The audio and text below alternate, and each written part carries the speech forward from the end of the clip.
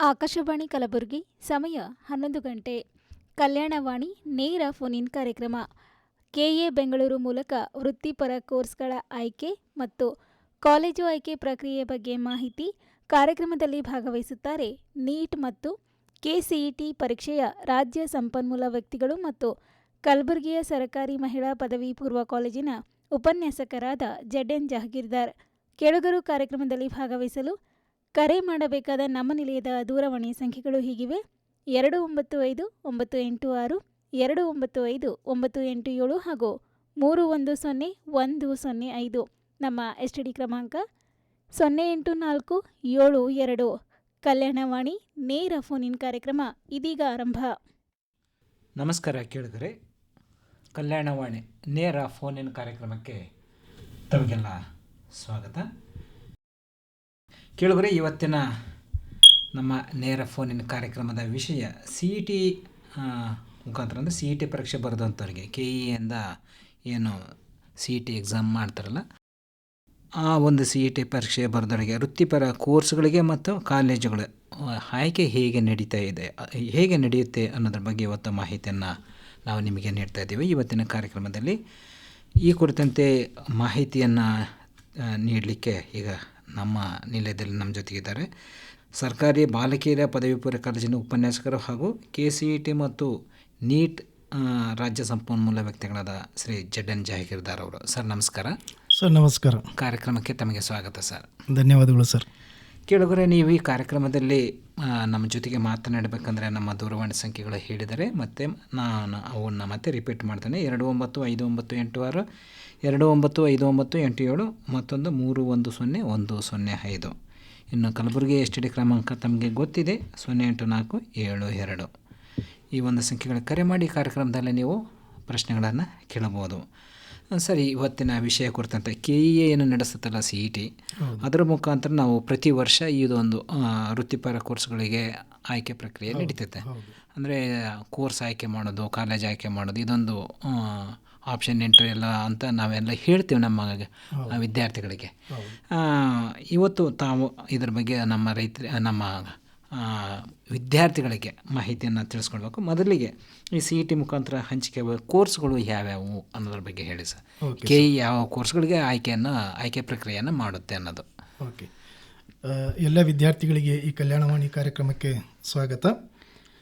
ಕರ್ನಾಟಕ ಪರೀಕ್ಷಾ ಪ್ರಾಧಿಕಾರ ಬೆಂಗಳೂರು ವತಿಯಿಂದ ಏಪ್ರಿಲ್ ಕೊನೆಯ ವಾರದಲ್ಲಿ CET ಪರೀಕ್ಷೆ ಆಯಿತು, ಸುಗಮವಾಗಿ ಆಯಿತು. ಈ ಪರೀಕ್ಷೆಯಲ್ಲಿ ಸುಮಾರು 3 ಲಕ್ಷ ವಿದ್ಯಾರ್ಥಿಗಳು ಭಾಗವಹಿಸಿದರು. ಅದರ ಫಲಿತಾಂಶ ಜೂನ್ ಮೊದಲ ವಾರದಲ್ಲಿ ಆಯಿತು. ಕರ್ನಾಟಕ ಪರೀಕ್ಷಾ ಪ್ರಾಧಿಕಾರದ ವತಿಯಿಂದ ಇಂಜಿನಿಯರಿಂಗ್ ಕೋರ್ಸಸ್ಸು, ಅಗ್ರಿಕಲ್ಚರ್ ಮತ್ತು farm sciences courses, nursing courses, veterinary sciences, ಈ ಕೋರ್ಸಸ್ಗಳಿಗೆ CET ಪರೀಕ್ಷೆ ನಡೆಯುತ್ತದೆ. ಅದೇ ರೀತಿ ಅಲೈಡ್ ಹೆಲ್ತ್ ಸೈನ್ಸಸ್ ಅಂಥೇಳಿ ಕೋರ್ಸಸ್ ಇದೆ. ಅದರ ನಂತರ ಹಾರ್ಟಿಕಲ್ಚರ್, ಸೆರಿಕಲ್ಚರ್, ಇವೆಲ್ಲ ಅಗ್ರಿಕಲ್ಚರ್ ಫಾರ್ಮ್ ಸೈನ್ಸಸ್ನಲ್ಲಿ ಬರುತ್ತೆ. ವೆಟರ್ನರಿ ಸೈನ್ಸಸ್, ಇವೆಲ್ಲ ಕೋರ್ಸಸ್ ಬರುತ್ತೆ. ಈ ಎಲ್ಲ ಕೋರ್ಸಸ್ಗಳಿಗೆ CET ಅಂಕಗಳನ್ನು ಆಧರಿಸಿ ಮತ್ತು CET KE ಮೂಲಕ ಈ ಎಲ್ಲ ವೃತ್ತಿಪರ ಕೋರ್ಸ್ಗಳಿಗೆ ಆಯ್ಕೆ ಮಾಡಲಾಗುತ್ತದೆ. ಈಗಾಗಲೇ ವಿದ್ಯಾರ್ಥಿಗಳು ಈ ವರ್ಷ ಆನ್ಲೈನ್ ವೆರಿಫಿಕೇಷನ್ ಇತ್ತು. ಎಲ್ಲ ಡಾಕ್ಯುಮೆಂಟ್ಸ್ಗಳನ್ನು KE ವೆಬ್ಸೈಟ್ ಮೂಲಕ ವಿದ್ಯಾರ್ಥಿಗಳಿಗೆ ತಲುಪಿಸಲಾಗಿತ್ತು. ಅದನ್ನು ಆಯಾ ಕಾಲೇಜಿನ ಪ್ರಾಚಾರ್ಯರು ಅದನ್ನು ದೃಢೀಕರಿಸಿದ್ದನ್ನು KE ವೆಬ್ಸೈಟ್ನಲ್ಲಿ ಅಪ್ಲೋಡ್ ಮಾಡಿದಾಗ ಅವರಿಗೆ ವೆರಿಫಿಕೇಷನ್ ಸ್ಲಿಪ್ ಬಂದಿದೆ. ಈ ವೆರಿಫಿಕೇಷನ್ ಸ್ಲಿಪ್ನಲ್ಲಿ ಅವರು ಪಡೆದಂತಹ ವಿವಿಧ ಕೋರ್ಸ್ಗಳಲ್ಲಿ ಪಡೆದಂತಹ ರ್ಯಾಂಕ್ಗಳು ಕೂಡ ಬಂದಿದೆ. ಅವರ ಹೆಸರು ಮತ್ತು ಅವರು ಪಡೆದಿರುವಂತಹ ರ್ಯಾಂಕ್ಗಳ ಸಂಪೂರ್ಣ ವಿವರ ಆ ವೆರಿಫಿಕೇಷನ್ ಸ್ಲಿಪ್ನಲ್ಲಿ ಬಂದಿದೆ. ಅಂದರೆ ವಿವಿಧ ಕೋರ್ಸ್ಗಳಿಗೆ ವಿವಿಧ ರ್ಯಾಂಕಿಂಗ್ ಬರುತ್ತೆ. ಇಂಜಿನಿಯರಿಂಗ್ ಬೇರೆ ರ್ಯಾಂಕಿಂಗ್ ಇರುತ್ತೆ, ಅದು ಅಗ್ರಿಕಲ್ಚರ್ ಸೈನ್ಸ್ ಇದ್ದರೆ ಬೇರೆ ರ್ಯಾಂಕಿಂಗ್ ಇರುತ್ತೆ. ಹೀಗಿರುತ್ತೆ. ಅವರು ಎಷ್ಟು ಕೋರ್ಸ್ಗಳಿಗೆ ಎಲಿಜಿಬಲ್ ಇರ್ತಾರೆ ಅಷ್ಟಕ್ಕೂ ಅವರಿಗೆ ರ್ಯಾಂಕಿಂಗ್ ಕೊಟ್ಟಿರ್ತಾರೆ ಸರ್. ಹೌದು, ಅಲ್ಲಿ ಬೇರೆ ಬೇರೆ ಕೋರ್ಸ್ಗಳಿಗೆ ಪರಿಗಣಿಸುವಂತಹ ವಿಷಯಗಳು ಬೇರೆ ಬೇರೆ ಇರೋದ್ರಿಂದ ನ್ಯಾಚುರಲ್ ಆಗಿ ಅದು ಬೇರೆ ಬೇರೆ ಕೋರ್ಸ್ಗಳಿಗೆ ಬೇರೆ ಬೇರೆ ರ್ಯಾಂಕ್ ಬಂದಿರುತ್ತದೆ. ಆ ರ್ಯಾಂಕ್ಗಳ ಆಧಾರದ ಮೇಲೆ ವಿದ್ಯಾರ್ಥಿಗಳ ಆಯ್ಕೆ ಪ್ರಕ್ರಿಯೆ ಆಗುತ್ತದೆ. ತಾವು ಹೇಳ್ದಂಗೆ ಒಬ್ಬ ವಿದ್ಯಾರ್ಥಿಗೆ ತಾನು ಇಂಜಿನಿಯರಿಂಗ್ನಲ್ಲಿ ಎಷ್ಟು ರ್ಯಾಂಕ್ ಇದೆ, ವೆಟರ್ನರಿ ಸೈನ್ಸ್ನಲ್ಲಿ ಒಂದು ರ್ಯಾಂಕ್ ಇರುತ್ತೆ, ಎಲ್ಲ ಬೇರೆ ಬೇರೆ ರ್ಯಾಂಕಿಂಗ್ ಎಲ್ಲ ಅವನಿಗೆ ಬಂದಿರುತ್ತೆ. ಅವನು ಕೋರ್ಸು ಹೇಗೆ ಆಯ್ಕೆ ಮಾಡ್ಕೋಬೇಕು, ಅದು ಅದ್ರ ಬಗ್ಗೆ ಹೇಳಿ ಸರ್. ಈಗ ವಿದ್ಯಾರ್ಥಿ ಮೊಟ್ಟ ಮೊದಲನೇದಾಗಿ ತನಗೆ ಆಸಕ್ತಿ ಇರುವಂತಹ ವೃತ್ತಿಪರ ಕೋರ್ಸ್ ಬಗ್ಗೆ ಬರೆದುಕೊಳ್ಬೇಕು. ಉದಾಹರಣೆಗೆ ಅವನಿಗೆ ಇಂಜಿನಿಯರಿಂಗ್ ಆಸಕ್ತಿ ಇತ್ತು ಅಂದರೆ ಆ ಇಂಜಿನಿಯರಿಂಗ್ನಲ್ಲಿ ಮತ್ತೆ ಸಾಕಷ್ಟು ಕೋರ್ಸ್ಗಳಿವೆ. ಆ ಕೋರ್ಸ್ಗಳಲ್ಲಿ ತನಗೆ ಯಾವ ಕೋರ್ಸ್ ಬೇಕು ಅಂತೇಳಿ, ಆ ಕೋರ್ಸ್ ನಂತರ ತನಗೆ ಯಾವ ಕಾಲೇಜ್ ಬೇಕು ಅನ್ನೋದು, ಆ ಕಾಲೇಜ್ನಲ್ಲಿ ಆತನ ರ್ಯಾಂಕಿಗೆ ಈ ಹಿಂದೆ ಎಷ್ಟು ಕಟ್ ಆಫ್ ಇತ್ತು, ಆ ಕಟ್ ಆಫಿಗೆ ಈಗಿರುವಂಥ ರ್ಯಾಂಕಿಗೆ ಅವನಿಗೆ ಅಲ್ಲಿ ಸೀಟ್ ಸಿಗಬಹುದಾ ಚಾನ್ಸಸ್ ಇದೆಯೋ ಇಲ್ಲೋ ಅಂತೇಳಿ ಗೊತ್ತಾಗುತ್ತೆ. ಅದಕ್ಕೆ ವಿದ್ಯಾರ್ಥಿಗಳು ಏನು ಮಾಡಬೇಕು ಅಂದರೆ KEA ವೆಬ್ಸೈಟ್ನಲ್ಲಿ ಹೋಗಿ ಪ್ರವೇಶ ಅಂತ ಇರುತ್ತೆ, ಅಲ್ಲಿ ಹೋಗಿಬಿಟ್ಟು ಹಿಂದಿನ ವರ್ಷದ UGCET 2025 ಅದನ್ನು ಕ್ಲಿಕ್ ಮಾಡಿದ್ರಿ ಅಂದರೆ ಆ ವರ್ಷದ ಫಸ್ಟ್ ರೌಂಡ್ ಕಟ್ ಆಫ್ ಬಗ್ಗೆ ಮಾಹಿತಿ ಸಿಗುತ್ತೆ. ಆ ಕಟ್ ಆಫ್ ಪೇಜ್ನ ನಾವು ಡೌನ್ಲೋಡ್ ಮಾಡಿಕೊಂಡು ಯಾವ ಕಾಲೇಜ್ನಲ್ಲಿ ಆ ವಿದ್ಯಾರ್ಥಿಗೆ ಯಾವ ಕೆಟಗರಿಯಲ್ಲಿ ಯಾವ ರ್ಯಾಂಕಿಗೆ ಆ ಸೀಟ್ ಅಲಾಟ್ ಆಗಿತ್ತು ಅನ್ನೋದು ಮಾಹಿತಿ ಸಿಗುತ್ತೆ. ಅದರ ಆಧಾರದ ಮೇಲೆ ಅವನು ಒಂದು ಅಂದಾಜು ಮಾಡ್ಬೋದು, ನನಗೆ ಈ ವರ್ಷ ಈ ಕೋರ್ಸು ಈ ಕಾಲೇಜ್ನಲ್ಲಿ ಸಿಗುತ್ತೆ ಅಂತೇಳಿ. ಅದೇ ರೀತಿ ಉಳಿದ ಕೋರ್ಸಸ್ಗೂ ಕೂಡ ಮಾಡ್ಬೋದು, ನರ್ಸಿಂಗ್ ಕೋರ್ಸಸ್ ಮತ್ತು ವೆಟರ್ನರಿ ಸೈನ್ಸಸ್ ಇದಕ್ಕೆಲ್ಲ ಮಾಡ್ಬೋದು. ಆಯ್ಕೆ ಒಂದು ಪ್ರಕ್ರಿಯೆ ನಡೀತಾರೆ ಸರ್, ಪ್ರಾರಂಭ ಯಾವಾಗ ಆಯಿತು, ಇನ್ನೂ ಎಷ್ಟು ದಿನ ಇದೆ, ಹೇಗೆ ಸರ್? ಈಗ ಆಪ್ಷನ್ ಎಂಟ್ರಿ ಈಗ ಸದ್ಯಕ್ಕೆ ಇಂಜಿನಿಯರಿಂಗ್ ಕೋರ್ಸಸ್ಸು, ಅಗ್ರಿಕಲ್ಚರ್ ಮತ್ತು farm sciences courses, nursing course ಮತ್ತು ವೆಟರ್ನರಿ ಸೈನ್ಸ್ ಕೋರ್ಸಸ್ಸಿಗೆ ಮಾಡಿದ್ದಾರೆ. ಇಂಜಿನಿಯರಿಂಗ್ ಕೋರ್ಸಸ್ಸಿಗೆ ಡ್ರಾಫ್ಟ್ ಸೀಟ್ ಮ್ಯಾಟ್ರಿಕ್ಸನ್ನು ಜೂನ್ 2ಕ್ಕೆ ನಮ್ಮ KEA ವೆಬ್ಸೈಟ್ನಲ್ಲಿ ಹಾಕಿದ್ದಾರೆ. ಅದು ಡ್ರಾಫ್ಟ್ ಸೀಟ್ ಮ್ಯಾಟ್ರಿಕ್ಸ್, ಇನ್ನೂ ಫೈನಲ್ ಸೀಟ್ ಮ್ಯಾಟ್ರಿಕ್ಸ್ ಬಂದಿಲ್ಲ. ಆದರೂ ಕೂಡ ಡ್ರಾಫ್ಟ್ ಸೀಟ್ ಮ್ಯಾಟ್ರಿಕ್ಸ್ನಲ್ಲಿ ಸ್ವಲ್ಪ ವ್ಯತ್ಯಾಸ ಆಗ್ಬೋದು, 1-2 ಸೀಟ್ ಆ ಕಡೆ ಈ ಕಡೆ ಆಗ್ಬೋದು. ಆದರೆ ಡ್ರಾಫ್ಟ್ ಸೀಟ್ ಮ್ಯಾಟ್ರಿಕ್ಸನ್ನೇ ಆಧಾರವಾಗಿ ಇಟ್ಕೊಂಡು ಮತ್ತೆ ಹೋದ ವರ್ಷದ್ದು ಕಟ್ ಆಫ್, ಅದು ರ್ಯಾಂಕ್ ಕಟ್ ಆಫ್ ನೋಡ್ಕೊಂಡ್ಬಿಟ್ಟು ನಾವು ಕಾಲೇಜ್ಗಳನ್ನು ಆಯ್ಕೆ ಆಪ್ಷನ್ ಎಂಟ್ರಿ ಮಾಡಬಹುದು. ಅದರ ನಂತರ ಈಗ ಸದ್ಯಕ್ಕೆ ಬಿಟ್ಟಿರುವಂತಹ ಆಪ್ಷನ್ ಎಂಟ್ರಿ ಅಂದರೆ engineering, agri, nursing, farm science ಮತ್ತು ವೆಟರ್ನರಿ ಸೈನ್ಸಿಗೆ ಬಿಟ್ಟಿದ್ದಾರೆ. ಈ ಸಲ ಆಪ್ಷನ್ ಎಂಟ್ರಿ ಪ್ರೊಸೆಸ್ನಲ್ಲಿ ಅಲ್ಲಿ 2 ಲಿಂಕ್ ಕೊಟ್ಟಿದ್ದಾರೆ. ಒಂದನೇ ಲಿಂಕ್ನಲ್ಲಿ ವಿದ್ಯಾರ್ಥಿ ತನ್ನ ಮಾಹಿತಿಯನ್ನು ಅಪ್ಲೋಡ್ ಮಾಡಬೇಕು. ಅಪ್ಲೋಡ್ ಮಾಡಲಿಕ್ಕೆ ಅವನು ತನ್ನ ವೆರಿಫಿಕೇಷನ್ ಸ್ಲಿಪ್ನಲ್ಲಿ ಕೊಟ್ಟಿರುವಂತಹ QR ಕೋಡ್ ಬಳಸ್ಬೋದು ಅಥವಾ ತನ್ನ CET ನಂಬರ್ ಬಳಸ್ಬೋದು. ಹೆಚ್ಚಾನೆಚ್ಚು ವಿದ್ಯಾರ್ಥಿಗಳು CET ನಂಬರ್ ಬಳಸಿ ಎಂಟ್ರಿ ಮಾಡ್ತಾರೆ. ಆ CET ನಂಬರ್ ಹಾಕಿದ ತಕ್ಷಣ ಆತನ ಮೊಬೈಲಿಗೆ ಒಂದು SMS ಮೆಸೇಜ್ ಬರುತ್ತೆ, ಅದರಲ್ಲಿ OTP ಇರುತ್ತೆ. ಆ OTP ಹಾಕಿದ ನಂತರ ಅವನಿಗೆ ಅಲ್ಲಿ ಕ್ಯಾಮ್ರಾ ಬರುತ್ತೆ. ಆ ಕ್ಯಾಮ್ರಾ ಆನ್ ಮಾಡಿದಾಗ ಆ ವಿದ್ಯಾರ್ಥಿಯ ಚಿತ್ರ ಮೂಡುತ್ತೆ. ಆಗ ಅವನು 2ನೇ ಲಿಂಕಿಗೆ ಹೋಗಲಿಕ್ಕೆ ಅನುಮತಿ ಸಿಗುತ್ತೆ. ಆ 2ನೇ ಲಿಂಕ್ ಹೋಗೋದಕ್ಕಿಂತ ಮುಂಚೆ ಫಸ್ಟ್ ಲಿಂಕ್ ಮಾಡಿದ ನಂತರ ಅವನು 750 ರೂಪಾಯಿ ನಾನ್ ರಿಫಂಡೆಬಲ್ ಫೀ, ಅದು ಮತ್ತೆ ಮರಳಿ ಬರಲ್ಲ, 750 ರೂಪಾಯಿ ಶುಲ್ಕವನ್ನು ಆನ್ಲೈನ್ ಮೂಲಕ ಕಟ್ಟಬೇಕು. ಅದು ಅವನು ಗೂಗಲ್ ಪೇ ಮಾಡ್ಬೋದು ಅಥವಾ ಕಾರ್ಡ್ ಮೂಲಕ ಕಟ್ಬೋದು, ಇಂಟರ್ನೆಟ್ ಬ್ಯಾಂಕಿಂಗ್ ಮೂಲಕ ಅದನ್ನು ಕಟ್ಟಬೇಕು. 750 ರೂಪಾಯಿ. 750 ರೂಪಾಯಿ ಕೊಟ್ಟ ನಂತರ ಅವನಿಗೆ ಲಿಂಕ್ 2 ಓಪನ್ ಆಗುತ್ತೆ. ಆ ಲಿಂಕ್ 2ನಲ್ಲಿ ಆಪ್ಷನ್ ಎಂಟ್ರಿ ಮಾಡಬೇಕು. ಅಲ್ಲಿ ಲಿಂಕ್ 2 ಓಪನ್ ಆದಾಗ ಫಸ್ಟ್ ಇವನು ಖಾತ್ರಿ ಪಡಿಸ್ಕೋಬೇಕು, CET ನಂಬರ್ ಮತ್ತು ಇವನ ಹೆಸರು, ಕೆಟಗರಿ ಅದೇ ಕೆಟಗರಿ ಇದೆಯಾ, ಮತ್ತು ವೆರಿಫಿಕೇಷನ್ ಸ್ಲಿಪ್ನಲ್ಲಿ ಇದ್ದಂತೆಯೇ ಅಲ್ಲಿ ರ್ಯಾಂಕ್ಗಳು ತೋರಿಸ್ತಾ ಇದೆಯಾ, ಇಷ್ಟೆಲ್ಲ ಮಾಡಿದ ಮೇಲೆ ಆಮೇಲೆ ಕೋರ್ಸ್ ಆಯ್ಕೆ ಮಾಡ್ಕೋಬೇಕು. ಇಂಜಿನಿಯರಿಂಗ್ ಕೋರ್ಸ್, ಆಮೇಲೆ ಇಂಜಿನಿಯರಿಂಗ್ ಕೋರ್ಸ್ ಆದಮೇಲೆ ಕಾಲೇಜ್ನಲ್ಲಿ ಮತ್ತೆ ಯಾವ ಕೋರ್ಸಸ್ ಇದೆ ಅದನ್ನು ಎಂಟ್ರಿ ಮಾಡಬೇಕು. ಇಲ್ಲಿ ಮಕ್ಕಳು ಗಮನ ಹರಿಸಬೇಕಾಗಿದ್ದು ಏನಂದರೆ ಪ್ರತಿಯೊಂದು ಕಾಲೇಜಿಗೂ ಒಂದು ಕೋಡ್ ಕೊಟ್ಟಿರ್ತಾರೆ. ಒಂದೇ ಹೆಸರಿನ 2-3 ಕಾಲೇಜ್ ಇರ್ಬೋದು. ನಾವು ಇಲ್ಲಿ ಸ್ವಲ್ಪ ಹೋಮ್ವರ್ಕ್ ಮಾಡಬೇಕಾಗತ್ತೆ. ಒಂದು ಬಿಳಿ ಪೇಪರ್ ತಗೊಂಡು ಅದರಲ್ಲಿ ನಾವು ಮಾಡಿಕೊಂಡು ಹೋಮ್ವರ್ಕ್ ಮಾಡಿಕೊಂಡು ಯಾವ ಕಾಲೇಜ್ ನಮಗೆ ಬೇಕು. ಈ ಒಂದೇ ಹೆಸರಿನ 2 ಕಾಲೇಜ್ ಇರ್ಬೋದು. ಒಂದು ಕಾಲೇಜ್ ಹಳೆಯ ಕಾಲೇಜ್ ಇರ್ಬೋದು, ಇನ್ನೊಂದು ಕಾಲೇಜು ಹೊಸದಾಗಿ ಎಕ್ಸ್ಟೆನ್ಷನ್ ಮಾಡಿರ್ತಾರೆ, ಹೊಸದಾಗಿ ತೊಗೊಂಡಿರ್ತಾರೆ, ಅದಕ್ಕೆ ಬೇರೆ ಕೋಡ್ ಬರ್ಬೋದು.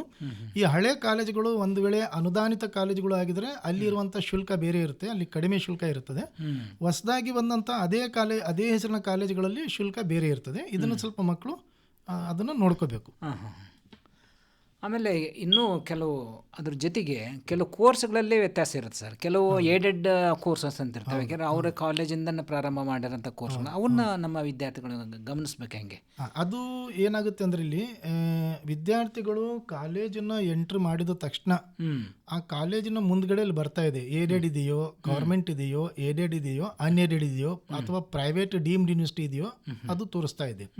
ಇಲ್ಲಿ ಮಕ್ಕಳು ಜಾಗೃತಿ ವಹಿಸಬೇಕಾಗಿರೋದು ಏನು ಅಂದರೆ ಕೆಲವೊಂದು ಈವ್ನಿಂಗ್ ಕಾಲೇಜುಗಳು ಇವೆ, 2 ಈವ್ನಿಂಗ್ ಕಾಲೇಜ್ ಇವೆ ನಮ್ಮ ಕರ್ನಾಟಕದಲ್ಲಿ. ಆಮೇಲೆ ಸುಮಾರು 9 ಎರಡನೇ ಪಾಳಿಯ ಕಾಲೇಜುಗಳು ಅಂತ ಇವೆ. ಎರಡನೇ ಪಾಳಿಯ ಕಾಲೇಜುಗಳು ಅಂದರೆ ಅವು ಮಧ್ಯಾಹ್ನ 2 ಗಂಟೆಯಿಂದ ಆರಂಭವಾಗಿ ರಾತ್ರಿ 8 ಗಂಟೆವರೆಗೆ ನಡೆಯುತ್ತೆ.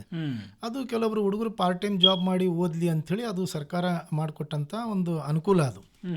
ಆ ಅನುಕೂಲದ ಪ್ರಕಾರ ವಿದ್ಯಾರ್ಥಿಗಳಲ್ಲಿ ಹೋಗ್ತಾರೆ. ಅದಕ್ಕೆ ವಿದ್ಯಾರ್ಥಿಗಳು ಕಾಲೇಜನ್ನು ಆಯ್ಕೆ ಮಾಡೋದಕ್ಕಿಂತ ಮುಂಚೆ ಇರುವಂಥ ಕಾಲೇಜುಗಳು ಯಾವುದು? ಸರ್ಕಾರಿ ಕಾಲೇಜುಗಳು, VTU ಕಾನ್ಸ್ಟಿಟ್ಯೂಯೆಂಟ್ ಕಾಲೇಜುಗಳು ಇವೆ.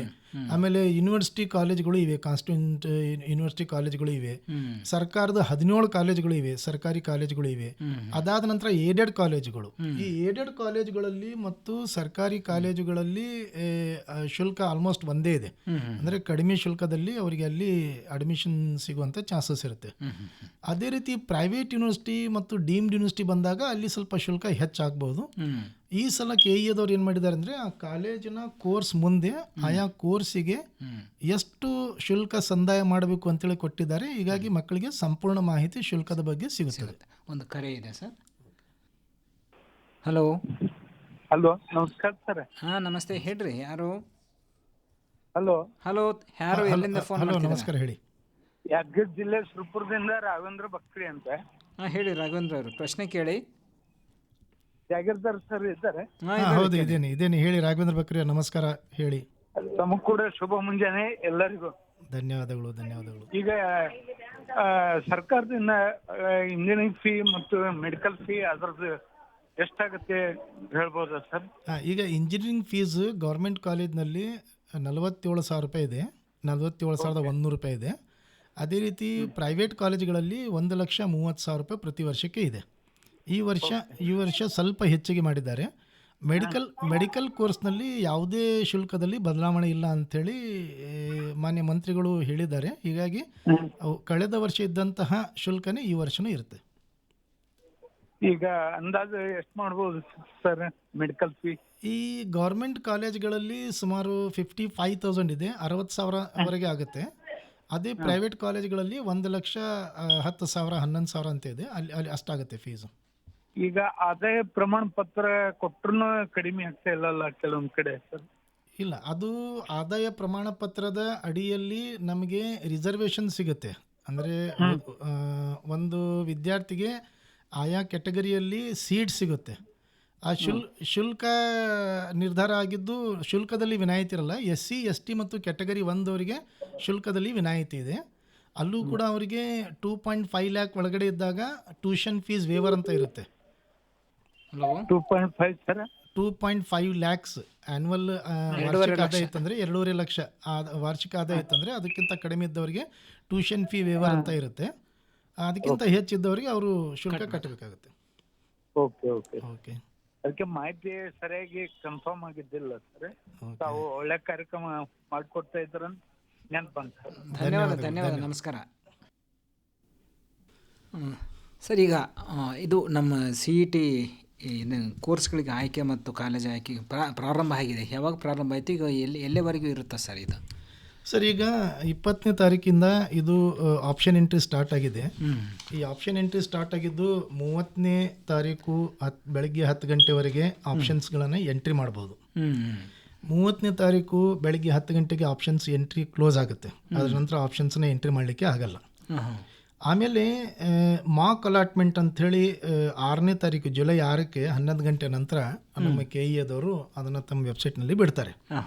ಈ ಮಾಕ್ ಅಲಾಟ್ಮೆಂಟ್ ಅಂದರೆ ಒಂದು ಅಂದಾಜು, ಅಂದರೆ ಈಗ ಹಾಕಿರುವಂಥ ಆಯ್ಕೆಗಳಿಗೆ ನಮಗೆ ಸಿಗಬಹುದಾದಂತಹ ಅಂದಾಜು ಕಾಲೇಜು ಯಾವುದು ಅಂತೇಳಿ. ಈ ಮಾಕ್ ಅಲಾಟ್ಮೆಂಟ್ನಲ್ಲಿ ಸಿಕ್ಕಂತಹ ಕಾಲೇಜು ನಮಗೆ ರಿಯಲ್ ಅಲಾಟ್ಮೆಂಟ್ನಲ್ಲಿ ಸಿಗ್ಬೋದು, ಸಿಗಲಿಕ್ಕಿಲ್ಲ. ಇಲ್ಲಿ ಒಂದು ಅವಕಾಶ ನಮಗೆ ಏನಿರುತ್ತೆ ಅಂದರೆ ಮಾಕ್ ಅಲಾಟ್ಮೆಂಟ್ನಲ್ಲಿ 6ನೇ ತಾರೀಕಿಗೆ ಮಾಕ್ ಅಲಾಟ್ಮೆಂಟ್ ಅನೌನ್ಸ್ ಆದಮೇಲೆ ಮುಂದೆ 3 ದಿನಗಳ ಕಾಲ ಅಂದರೆ 9ನೇ ತಾರೀಕುವರೆಗೆ ನಮಗೆ ಮತ್ತೆ ಹೊಸ ಕಾಲೇಜುಗಳನ್ನು ಸೇರಿಸಬಹುದು, ಅಥವಾ ಇದ್ದಂಥ ಕಾಲೇಜುಗಳನ್ನು ಮೇಲೆ ಕೆಳಗೆ ಮಾಡಬಹುದು, ಅಥವಾ ಕೆಲವೊಂದು ಕಾಲೇಜುಗಳು ನನಗೆ ಬೇಡವೇ ಬೇಡ ಅಂತೇಳಿ ತೆಗಿಬಹುದು. ಇದೆಲ್ಲ ಮಾಡಲಿಕ್ಕೆ ಅಲ್ಲಿ ಮತ್ತೊಮ್ಮೆ ಅವಕಾಶ ಸಿಗುತ್ತೆ. ಯಾವುದೇ ಕಾಲೇಜುಗಳು ಆ ಲೀಸ್ಟ್ನಿಂದ ಹೊರಗಡೆ ಬರಲ್ಲ. ಅದಕ್ಕೆ ಮತ್ತೆ ಆ ಕಾಲೇಜುಗಳು ಇರ್ತವೆ. ನಮಗೇನಾದರೂ ನನಗಿಂತ ಕಡಿಮೆ ರ್ಯಾಂಕ್ ತೊಗೊಂಡಂಥ ಹುಡುಗನಿಗೆ ನನಗಿಂತ ಒಳ್ಳೆ ಕಾಲೇಜು ಸಿಗ್ತಾ ಇದೆ ಅಂತ ಅನಿಸ್ತಾ ಇತ್ತು ಅಂದರೆ ಆ ಕಟ್ ಆಫ್ ನೋಡಿದಾಗ ಗೊತ್ತಾಗ್ಬಿಡುತ್ತೆ. ಆವಾಗ ನಾವು ಮತ್ತೆ ಆಲ್ಟರ್ ಮಾಡಿಕೊಂಡು ನಾವು ಕೆಳಗಿರುವಂಥ ಕಾಲೇಜುಗಳನ್ನು ಮೇಲೆ ಹಾಕ್ಕೊಂಡು ಒಂದು ಒಳ್ಳೆಯ ಕಾಲೇಜು ಪಡೀಲಿಕ್ಕೆ ನಮಗೆ ಸಾಧ್ಯ ಆಗುತ್ತದೆ. ಅದಾದಮೇಲೆ ಫಸ್ಟ್ ರೌಂಡ್ ಅಲಾಟ್ಮೆಂಟ್ ಆಗುತ್ತೆ. First round seat allotment 15th July ಅಂಥೇಳಿ ಈಗ KEA ಶೆಡ್ಯೂಲ್ನಲ್ಲಿ ಕೊಟ್ಟಿದ್ದಾರೆ. KEA ಶೆಡ್ಯೂಲ್ ಪ್ರಕಾರ 15th ಜುಲೈಗೆ ಫಸ್ಟ್ ರೌಂಡ್ ಅಲಾಟ್ಮೆಂಟ್ ಆಗುತ್ತೆ. ಫಸ್ಟ್ ರೌಂಡ್ ಅಲಾಟ್ಮೆಂಟ್ ಆದಮೇಲೆ ನಮಗೆ ಯಾವ ಕಾಲೇಜು ಸಿಕ್ಕಿರುತ್ತೋ ಆ ಕಾಲೇಜಿನ ಮೇಲಿನ ಕಾಲೇಜುಗಳು ಮಾತ್ರ ಉಳಿಯುತ್ತೆ. ಕೆಳಗಿನ ಕಾಲೇಜುಗಳು ಎಲ್ಲ ಡಿಲೀಟ್ ಆಗಿಬಿಡುತ್ತೆ, ಆಟೋಮೆಟಿಕ್ಲಿ ಡಿಲೀಟ್ ಆಗುತ್ತೆ. ಅದ್ರ ನಂತರ ನಮಗೆ ಚಾಯ್ಸಸ್ ಕೊಡ್ತಾರೆ. ಚಾಯ್ಸ್ 1, ಚಾಯ್ಸ್ 2, ಚಾಯ್ಸ್ 3, ಚಾಯ್ಸ್ 4 ಅಂತೇಳಿ ಕೊಡ್ತಾರೆ. ಈಗ 15th ಜುಲೈಗೆ ಫಸ್ಟ್ ರೌಂಡ್ ಸೀಟ್ ಅಲಾಟ್ಮೆಂಟ್ ಆದಮೇಲೆ ಒಬ್ಬ ವಿದ್ಯಾರ್ಥಿಗೆ ತನಗೆ ಬೇಕಾದಂಥ ಕೋರ್ಸು ತನಗೆ ಬೇಕಾದಂಥ ಕಾಲೇಜಿನಲ್ಲಿ ಸಿಕ್ಕಿದೆ ಮತ್ತು ನಾನು ಈ ಕಾಲೇಜಿನಿಂದ ಈ ಸೀಟ್ನಿಂದ ತೃಪ್ತನಾಗಿದ್ದೇನೆ ಅಂದರೆ ಅವನು ಚಾಯ್ಸ್ 1 ಹಾಕ್ಬೋದು. ಚಾಯ್ಸ್ 1 ಹಾಕಿದಾಕ್ಷಣ ಅವನು ಆ ಸೀಟನ್ನು ಆಯ್ಕೆ ಮಾಡ್ಕೊಂಡಂಗೆ ಅದಕ್ಕೆ ಸಂಬಂಧಪಟ್ಟಂಥ ಫೀಸನ್ನು KEA ಕಟ್ಟಬೇಕು. ಆಮೇಲೆ ದಾಖಲೆಗಳನ್ನು ತಗೊಂಡು ಕಾಲೇಜಿಗೆ ಹೋಗಿ ಕಾಲೇಜ್ನಲ್ಲಿ ಒರಿಜಿನಲ್ ಡಾಕ್ಯುಮೆಂಟ್ಸನ್ನು ವೆರಿಫೈ ಮಾಡಿ ಅದು ಸೀಟನ್ನು ಕನ್ಫರ್ಮ್ ಮಾಡಬೇಕು. ಅಲ್ಲೂ ಕೂಡ ಅಲ್ಲೊಂದು ಪ್ರೊಸೀಜರ್ ಇದೆ. ಅಲ್ಲೂ ಕೂಡ ಮತ್ತೆ ಫೋಟೋ ಇವ್ರದ್ದು ಕ್ಯಾಮ್ರಾನಲ್ಲಿ ಫೋಟೋ ಟ್ಯಾಲಿ ಮಾಡ್ತಾರೆ. ಮಾಡಿದ ಮೇಲೆ ಅವೆಲ್ಲ ಸರ್ಟಿಫಿಕೇಟ್ಸ್, ಯಾಕಂದರೆ ಸರ್ಟಿಫಿಕೇಟ್ಸನ್ನು KEAದವರು ದೃಢೀಕರಣ ಮಾಡಿಲ್ಲ, ಆಯಾ ಕಾಲೇಜಿನ ಪ್ರಾಚಾರ್ಯರು ಮಾಡಿದ್ದಾರೆ. ಅದಕ್ಕೆ ಮತ್ತೊಮ್ಮೆ ಈಗ ಇಂಜಿನಿಯರಿಂಗ್ ಕಾಲೇಜಿನ ಪ್ರಾಚಾರ್ಯರು ಕೂಡ ಆ ದೃಢೀಕರಣ ಎಲ್ಲ ಪತ್ರಗಳನ್ನು ದೃಢೀಕರಣ ಮಾಡಿಕೊಂಡು ಎಲ್ಲ ದಾಖಲೆ ಪತ್ರಗಳನ್ನು ದೃಢೀಕರಣ ಮಾಡಿ ಅವನಿಗೆ ಪ್ರವೇಶ ಕಲ್ಪಿಸ್ತಾರೆ. ಇದು ಚಾಯ್ಸ್ 1. ಆ ಚಾಯ್ಸ್ 1ನಲ್ಲಿ ಭಾಗವಹಿಸಿದಂಥ ವಿದ್ಯಾರ್ಥಿ ಅವನು ಅಲ್ಲಿಗೆ ಮುಗಿತವನು. ಮುಂದೆ ಪ್ರೊಸೆಸ್ನಲ್ಲಿ ಮುಂದೆ ಸೀಟ್ ಸೆಲೆಕ್ಷನ್ ಪ್ರೊಸೆಸ್ನಲ್ಲಿ ಭಾಗವಹಿಸೋದಿಲ್ಲ. ಇನ್ನೂ ಕೆಲವರಿಗೆ ಏನಾಗುತ್ತೆ ಅಂದರೆ ನನಗೆ ಸದ್ಯ ಸಿಕ್ಕಿರುವಂತಹ ಸೀಟು ನಾನು ತೃಪ್ತನಾಗಿದ್ದೇನೆ, ಆದರೆ ಇದಕ್ಕಿಂತ ಬೆಟರ್ ನನಗೆ ಸಿಗಬಹುದಾ, ಅದಕ್ಕೆ ನಾನೇನು ಮಾಡ್ತೀನಿ, ಈ ಸೀಟನ್ನ ಹೋಲ್ಡ್ ಮಾಡಿ ನಾನು ಮತ್ತೊಂದು ರೌಂಡಿಗೆ ಭಾಗವಹಿಸ್ತೇನೆ, ಸೆಕೆಂಡ್ ರೌಂಡಿಗೆ ನಾನು ಭಾಗವಹಿಸ್ತೇನೆ ಅಂತೇಳಿ. ನಾರ್ಮಲಿ ಹುಡುಗರು ಫಸ್ಟ್ ರೌಂಡ್ನಲ್ಲಿ ಡಿಸಿಷನ್ ತಗೊಳ್ಳೋದು ಸ್ವಲ್ಪ ಕಡಿಮೆನೆ. ಯಾಕಂದರೆ ಇವತ್ತು ಈಗಿನ ಪರಿಸ್ಥಿತಿಯಲ್ಲಿ ಏನಾಗಿದೆ ಅಂದರೆ ಕೆಲವರು ವಿದ್ಯಾರ್ಥಿಗಳು ನೀಟ್ ಪರೀಕ್ಷೆ ಕೂಡ ಬರೆದಿರ್ತಾರೆ. ಅದಕ್ಕೆ ನೀಟ್ ರಿಸಲ್ಟ್ ಬಂದ ನಂತರ ನಾವು ನಿರ್ಧಾರ ತಗೊಳ್ಳೋಣ ಅಂತೇಳಿ ಫಸ್ಟ್ ರೌಂಡ್ನಲ್ಲಿ ಬಂದಂಥ ವಿದ್ಯಾರ್ಥಿಗಳು ಸಡನ್ನಾಗಿ ಫೈನಲ್ ಡಿಸಿಷನ್ ತಗೊಳ್ಳೋದಕ್ಕಿಂತನೂ ಸ್ವಲ್ಪ ವೇಟ್ ಮಾಡಿ ಸೆಕೆಂಡ್ ಚಾಯ್ಸ್ 2 ಎಕ್ಸರ್ಸೈಸ್ ಮಾಡಿ, ಎರಡನೇ ಆಯ್ಕೆ ಎಕ್ಸರ್ಸೈಸ್ ಮಾಡಿ ಚಾಯ್ಸ್ 2ನಲ್ಲಿ ಆ ಸೀಟನ್ನು ಹೋಲ್ಡ್ ಮಾಡಿ ಸೆಕೆಂಡ್ ರೌಂಡಿಗೆ ಹೋಗ್ತಾರೆ. ಆ ಸೆಕೆಂಡ್ ರೌಂಡ್ ಸಮಯ ಅಂದರೆ almost mid of the July ಆಯಿತು, 3rd ವೀಕ್ ಆಫ್ ಜುಲೈ ಬಂತು ಅಂದರೆ ಅಷ್ಟರಲ್ಲಿ ನೀಟ್ ರಿಸಲ್ಟ್ ಏನಾದರೂ ಬಂತು ಮತ್ತು NTA ನಮ್ಮ KEAಗೆ ಆಲ್ ಇಂಡಿಯಾ ರ್ಯಾಂಕ್ಸ್ ಎಲ್ಲ ಬಂದ್ವು ಅಂದರೆ, ಸೀಟ್ ಮ್ಯಾಟ್ರಿಕ್ಸ್ ಎಲ್ಲ ಬಂತು ಅಂದರೆ ನಮ್ಮ KEAದಿಂದ ಸೀಟ್ ಮ್ಯಾಟ್ರಿಕ್ಸನ್ನು ಓಪನ್ ಮಾಡಿ, ಸೀಟ್ ಮ್ಯಾಟ್ರಿಕ್ಸ್ ಅನೌನ್ಸ್ ಮಾಡಿ ಆಪ್ಷನ್ ಎಂಟ್ರಿ ಓಪನ್ ಮಾಡ್ತಾರೆ. ಮೆಡಿಕಲ್ಗೆ ಆಪ್ಷನ್ ಎಂಟ್ರಿ ಓಪನ್ ಮಾಡ್ತಾರೆ. ಆವಾಗ ಹೊಸದಾಗಿ ಆಪ್ಷನ್ ಎಂಟ್ರಿನ ಮಾಡ್ಬೋದು, ಮೆಡಿಕಲ್ ಕೋರ್ಸಸ್, ಡೆಂಟಲ್ ಕೋರ್ಸು ಮತ್ತು ಆಯುಷ್ ಕೋರ್ಸಿಗೆ. ಇದು ಸೆಕೆಂಡ್ ರೌಂಡ್ನಲ್ಲಿ ಆಗಬಹುದಾದಂಥ ಸಂಭವನೀಯತೆ ಇದು. ಆದ್ರಿಂದ ವಿದ್ಯಾರ್ಥಿಗಳಿಗೆ ನಂದೊಂದು ಸಲಹೆ ಏನಂದರೆ, ರೌಂಡ್ 1ನಲ್ಲಿ ಫಸ್ಟ್ ರೌಂಡ್ನಲ್ಲಿ ಸೀಟ್ ಸೆಲೆಕ್ಷನ್ ಮಾಡೋದಕ್ಕಿಂತ ಚಾಯ್ಸ್ 2 ಎಕ್ಸರ್ಸೈಸ್ ಮಾಡಿ ಆ ಸೀಟ್ನ ಹೋಲ್ಡ್ ಮಾಡಿಕೊಂಡು ಸ್ವಲ್ಪ ವೇಟ್ ಮಾಡಿ. ಒಂದು ವೇಳೆ ನೀವು ನೀಟ್ ರಿಸಲ್ಟ್ ಮೇಲೆ ಡಿಪೆಂಡ್ ಆಗಿದ್ರೆ, ಇಲ್ಲ ಸರ್ ನನಗೆ ನೀಟ್ ಹೋಗೋದೇ ಇಲ್ಲ, ಅಬ್ಸಲ್ಯೂಟ್ಲಿ ನನಗೆ ಇಂಜಿನಿಯರಿಂಗ್ ಮಾಡಬೇಕು ಅಂತೇಳಿ ನಾವೆಲ್ಲ ಡಿಸೈಡ್ ಮಾಡಿಬಿಟ್ಟಿದ್ದೀವಿ ಅಂದರೆ ಅಂಥ ವಿದ್ಯಾರ್ಥಿಗಳು ಚಾಯ್ಸ್ 1ಅನ್ನು ಎಕ್ಸರ್ಸೈಸ್ ಮಾಡಿ ಆ ಕಾಲೇಜಿನಲ್ಲಿ ಅಡ್ಮಿಷನ್ ತಗೊಳ್ಳೋದು ಉತ್ತಮ. ಇನ್ನು ಕೆಲವೊಬ್ಬರಿಗೆ ಆ ಕೊಟ್ಟಂತಹ ಸೀಟು ನನಗೆ ಇಷ್ಟ ಇಲ್ಲ ಅಂತೇಳಿ ಹೇಳಿದಾಗ ಅವ್ರೇನು ಮಾಡ್ತಾರೆ, ಚಾಯ್ಸ್ 3 ಎಕ್ಸರ್ಸೈಸ್ ಮಾಡ್ತಾರೆ. ಚಾಯ್ಸ್ 3 ಎಕ್ಸರ್ಸೈಸ್ ಮಾಡಿದಾಗ ಅವನು ಯಾವ ಈಗ ಅಲಾಟ್ ಆಗಿದೆ ಕಾಲೇಜು, ಆ ಕಾಲೇಜು ಮಾತ್ರ ಡಿಲೀಟ್ ಆಗುತ್ತೆ. ಉಳಿದ ಕಾಲೇಜುಗಳು ಅಲ್ಲಿ ಇರ್ತವೆ, ಮುಂದೆ ಅವನಿಗೆ ಆ ಕಾಲೇಜುಗಳಲ್ಲಿ ಯಾವುದಾದ್ರೂ ಒಂದು ಕಾಲೇಜು ಸಿಗ್ಬೋದು. ಬಟ್ ಈಗಿರುವಂಥ ಕಾಲೇಜು ಸಿಗಲ್ಲ, ಅದು ಅವನಿಗೆ ಇಷ್ಟ ಇಲ್ಲ ಅಂತೇಳೋದು ಹೋಯ್ತು. ಅದು ಚಾಯ್ಸ್ 3. ಚಾಯ್ಸ್ 4 ಅಂದರೆ ನನಗೆ ಯಾವುದೂ ಇಷ್ಟ ಇಲ್ಲ, ನಾನು ಈ ಪ್ರೊಸೆಸ್ನಿಂದ ಹೊರಗಡೆ ಬರ್ತಾ ಇದ್ದೀನಿ ಅಂಥೇಳಿ. ಹೊರಗಡೆ ಬರ್ತಾ ಇದ್ದೀನಿ ಅಂದರೆ ನನಗೆ ಯಾವುದೂ ಪ್ರಕ್ರಿಯೆಯಲ್ಲಿ ನಾನು ಭಾಗವಹಿಸಲ್ಲ, ನನಗೆ ಬೇಡ, KEA ಮೂಲಕ ಸೀಟ್ ಬೇಡ ಅಂತೇಳಿ ಅವನು ಹೊರಗಡೆ ಬರ್ತಾನೆ. ಅವನೇನೋ ನಿರ್ಧಾರ ಮಾಡಿರ್ತಾನೆ, ಮತ್ತೊಂದು ಸಲ ಅಟೆಂಪ್ಟ್ ಮಾಡಬೇಕು ಅಥವಾ ಬೇರೆ ಕೋರ್ಸ್ ಹೋಗಬೇಕು ಅಂತ ಏನೋ ನಿರ್ಧಾರ ಮಾಡಿರ್ತಾನೆ, ಆವಾಗ ಅವನು ಹೊರಗೆ ಬರ್ತಾನೆ. ಇನ್ನೂ ಕೆಲವು ವಿದ್ಯಾರ್ಥಿಗಳು ಏನು ಮಾಡ್ತಾರೆ, ಯಾವುದೇ ಚಾಯ್ಸನ್ನ ಎಕ್ಸರ್ಸೈಸ್ ಮಾಡಲ್ಲ, 1, 2, 3, 4 ಎಕ್ಸರ್ಸೈಸ್ ಮಾಡಲ್ಲ. ಅಂತಹ ವಿದ್ಯಾರ್ಥಿಗಳಿಗೆ KEA ಸ್ವತಃ ಅವರನ್ನು ಈ ಪ್ರಕ್ರಿಯೆಯಿಂದ ಹೊರಗಡೆ ಹಾಕಿಬಿಡ್ತಾರೆ, ಯಾವುದೇ ಚಾಯ್ಸಸ್ ಎಕ್ಸರ್ಸೈಸ್ ಮಾಡಲಿಲ್ಲ ಅಂದರೆ. ಅದಕ್ಕೆ ವಿದ್ಯಾರ್ಥಿಗಳು ಪ್ರತಿದಿನ KEA ವೆಬ್ಸೈಟನ್ನು ಒಂದ್ಸಲ ಬೆಳಗ್ಗೆ, ಒಂದ್ಸಲ ರಾತ್ರಿ 11 ಗಂಟೆಗೆ ಮತ್ತು ಬೆಳಗ್ಗೆ 8-9 ಗಂಟೆಗೆ ಒಂದ್ಸಲ ನೋಡಬೇಕು.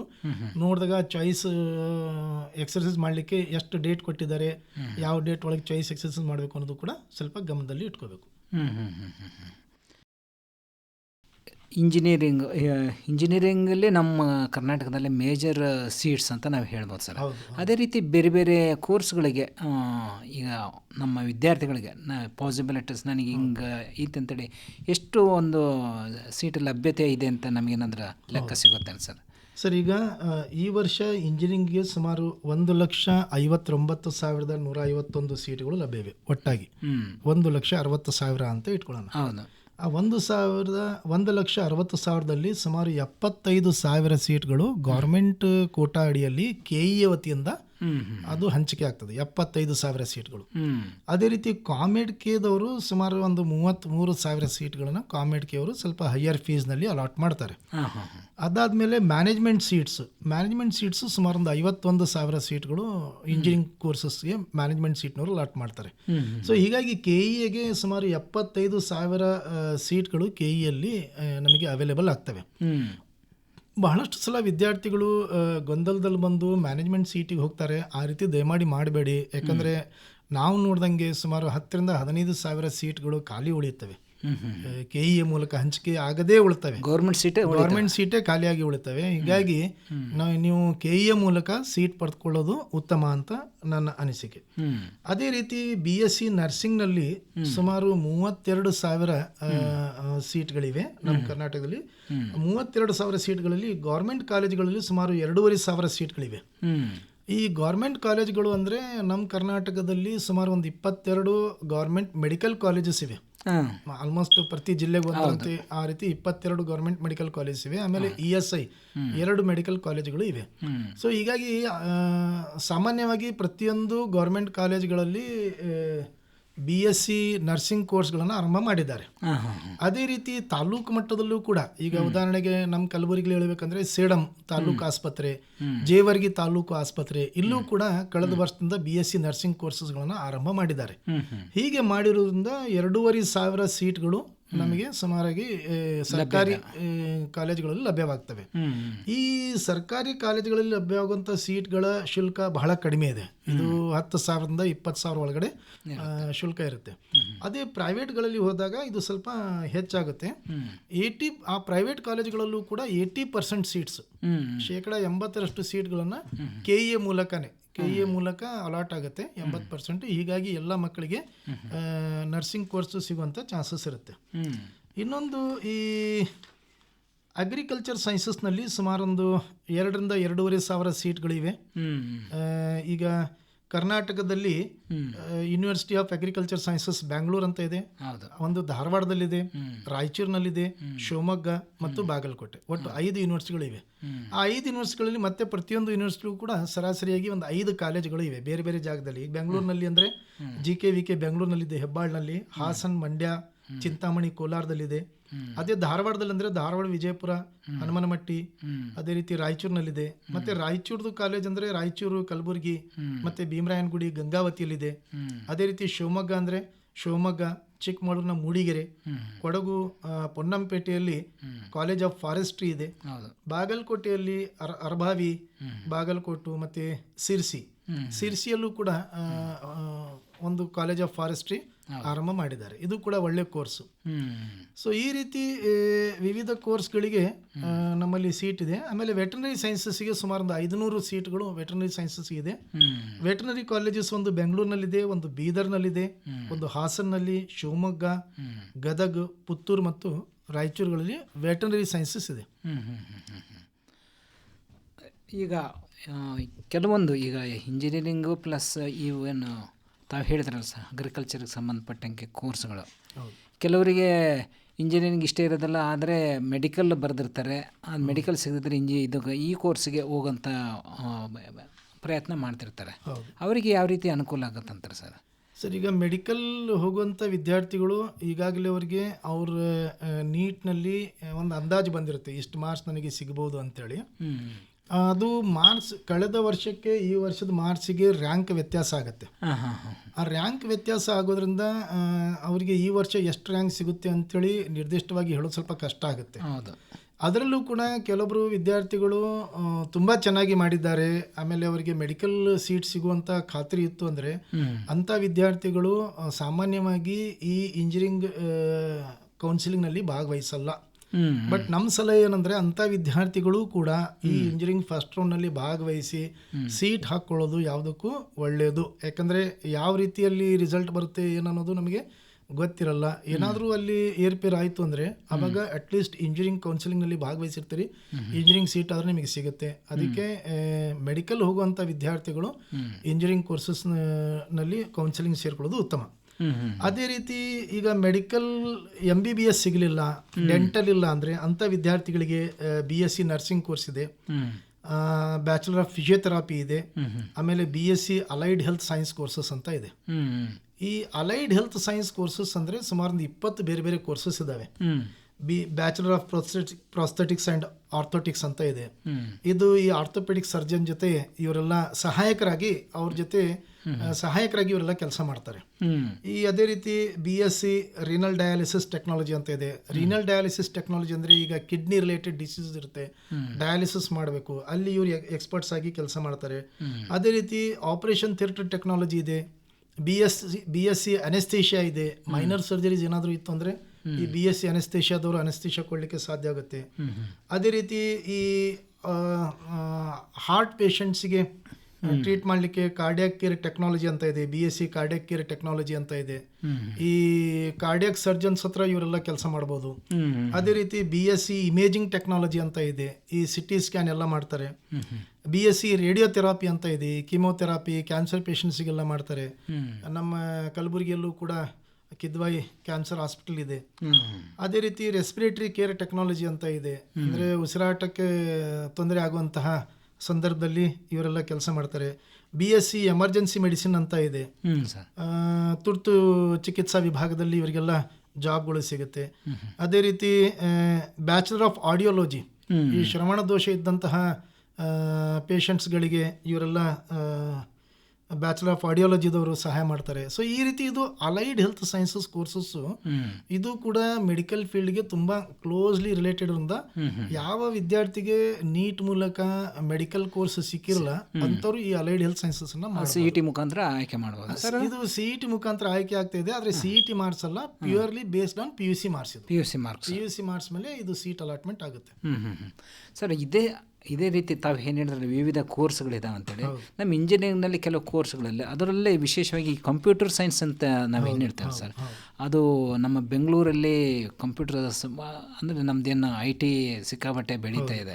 ಅದರಿಂದ ಅದಕ್ಕೆ ಸಂಬಂಧಪಟ್ಟಂಗೆ ಬೇರೆ ಬೇರೆ ಕೋರ್ಸ್ಗಳೆಲ್ಲ ಅಲ್ಲೇ ಇದ್ದಾವೆ.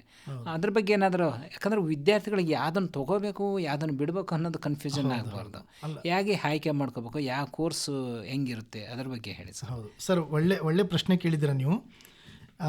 ಬಹಳಷ್ಟು ವಿದ್ಯಾರ್ಥಿಗಳಿಗೆ ಕನ್ಫ್ಯೂಷನ್ ಇರೋದು ಇದೆ. ಯಾಕಂದರೆ ನಮ್ಮ ಬೆಂಗಳೂರಿನಲ್ಲಿ IT ಅದು ಸಿಲಿಕಾನ್ ವ್ಯಾಲಿ ಅಂತಲೂ ಹೇಳ್ತೇವೆ ನಾವು. ಆ ಬೆಂಗಳೂರು IT ಕ್ಯಾಪಿಟಲ್ ಇರೋದ್ರಿಂದ ಬಹಳಷ್ಟು ವಿದ್ಯಾರ್ಥಿಗಳಿಗೆ ಕಂಪ್ಯೂಟರ್ ಸೈನ್ಸ್ ಮಾಡಿದಂಥ ವಿದ್ಯಾರ್ಥಿಗಳಿಗೆ ಬಹಳಷ್ಟು ಅವಕಾಶಗಳು ಸಿಗ್ತವೆ. ಅದನ್ನು ಮನಗಂಡು ಕಾಲೇಜ್ಗಳಲ್ಲೂ ಕೂಡ ವಿವಿಧ ಕೋರ್ಸ್ಗಳನ್ನು ಕೊಡ್ತಾ ಇದ್ದಾರೆ. ಒಂದು ಒಳ್ಳೆ ಸುದ್ದಿ ಏನಪ್ಪ ಅಂದರೆ, ಸುಮಾರೊಂದು ಕಂಪ್ಯೂಟರ್ ಸೈನ್ಸ್ನಲ್ಲಿ ಸುಮಾರು 50 ವಿವಿಧ ಕೋರ್ಸ್ಗಳಿವೆ. 50 ವಿವಿಧ ಕೋರ್ಸ್ಗಳಿವೆ. ಆ 50 ವಿವಿಧ ಕೋರ್ಸ್ಗಳಲ್ಲಿ ನಮಗೆ ಬೇಕಾದಂಥ ಕೋರ್ಸ್ ಯಾವುದು ಅನ್ನೋದು ಆಯ್ಕೆ ಮಾಡ್ಕೊಳ್ಳೋದು ಒಂದು ಚಾಲೆಂಜ್. ಆಮೇಲೆ ಆ ಪ್ರತಿಯೊಂದು ಕೋರ್ಸಿಗೂ ಕೂಡ 2 ಆಲ್ಫಾಬೆಟ್ ಇರುವಂಥ ಒಂದು ಕೋಡ್ ಕೊಟ್ಟಿದ್ದಾರೆ. ಆ ಕೋಡ್ನಲ್ಲಿ ಸ್ವಲ್ಪ ವ್ಯತ್ಯಾಸ ಆದರೂ ಕೂಡ ಅವರಿಗೆ ಬೇರೆ ಕೋರ್ಸ್ ಅಲಾಟ್ ಆಗುವಂಥ ಚಾನ್ಸಸ್ ಇರುತ್ತೆ.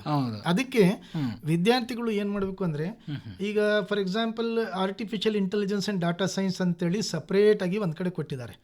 ಇನ್ನೊಂದು ಕಡೆ ಏನು ಮಾಡ್ತಾರೆ, ಅದನ್ನು ಕಂಪ್ಯೂಟರ್ ಸೈನ್ಸ್ ಜೊತೆ ಸೇರಿಸ್ತಾರೆ. ಈಗ ಕಂಪ್ಯೂಟರ್ ಸೈನ್ಸ್ ಇಂಜಿನಿಯರಿಂಗ್ ಜೊತೆ ಆರ್ಟಿಫಿಷಿಯಲ್ ಇಂಟೆಲಿಜೆನ್ಸ್ ಸೇರಿಸಿದಾಗ ಅದ್ರ ಕೋಡ್ CA ಅಂತ ಇದೆ.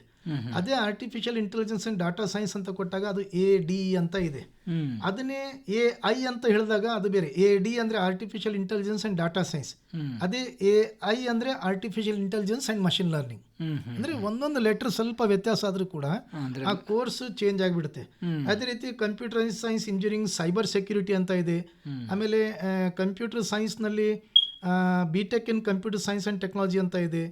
ಆಮೇಲೆ computer science and engineering courses ಇದೆ. Computer science and applied engineering ಅಂತ ಇದೆ. ಆಮೇಲೆ ಕಂಪ್ಯೂಟರ್ ಸೈನ್ಸ್ ಆ್ಯಂಡ್ ಇನ್ಫಾರ್ಮೇಷನ್ ಅಂತ ಇದೆ. ಸೊ ಈ ರೀತಿ ಕಂಪ್ಯೂಟರ್ ಸೈನ್ಸ್ ಆ್ಯಂಡ್ ಟೆಕ್ನಾಲಜಿ ಅಂತ ಇದೆ. ಈ ರೀತಿ computer science and systems engineering, computer science and robotic engineering, computer science and automation ಅಂತ ಇದೆ.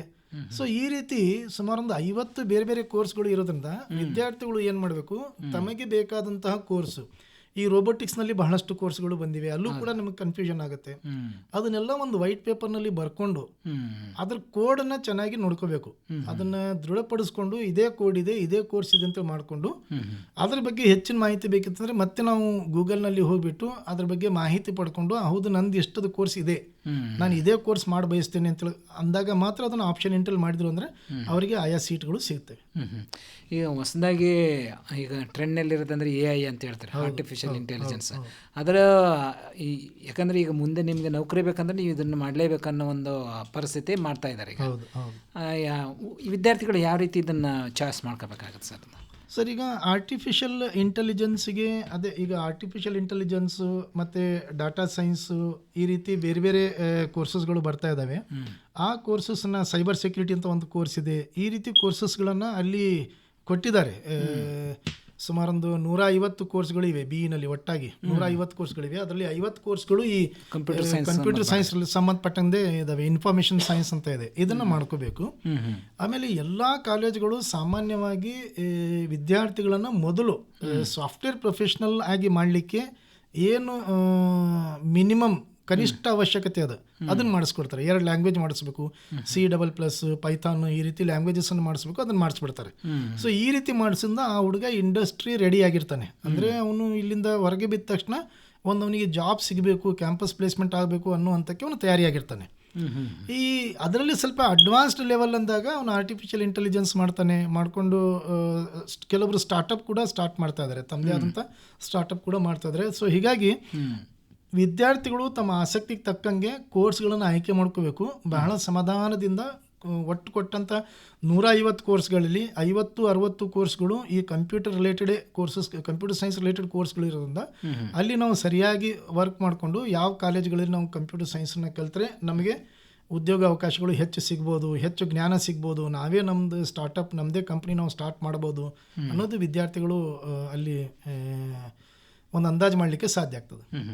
ಸರ್, ಈಗ ನೀಟ್ಗೆ ಸಪ್ರೇಟ್ ಆಪ್ಷನ್ ಎಂಟ್ರಿ ಇರುತ್ತೆ ಅಂತ ಹೇಳಿದ್ರೆ ನಾವು, ಅಂದರೆ ನೀಟ್ ಕೋರ್ಸಸ್ ಆಯುಷ್ ಕೋರ್ಸ್ ಇರ್ಬೋದು, ಆಮೇಲೆ ಮೆಡಿಕಲ್ ಇರ್ಬೋದು, ಆಮೇಲೆ ಡೆಂಟಲ್ ಇರ್ಬೋದು, ಅದ್ರ ಜೊತೆಗೆ ಟೆಕ್ನಿಕಲ್ ನಮ್ಮ CETಗೆ ಕೋರ್ಸಸ್ಸೇ ಬೇರೆ. ಅದರಲ್ಲಿ ಈಗ ಇಂಜಿನಿಯರಿಂಗ್ ಇರ್ಬೋದು, ಆರ್ಕಿಟೆಕ್ಚರ್ ಇರ್ಬೋದು, ಆಮೇಲೆ ಅಗ್ರಿಕಲ್ಚರ್, ಹಾರ್ಟಿಕಲ್ಚರ್, ಅನಿಮಲ್ ಇದು ವೆಟರ್ನರಿ ಸೈನ್ಸು ಇವೆಲ್ಲ ಇರುತ್ತೆ.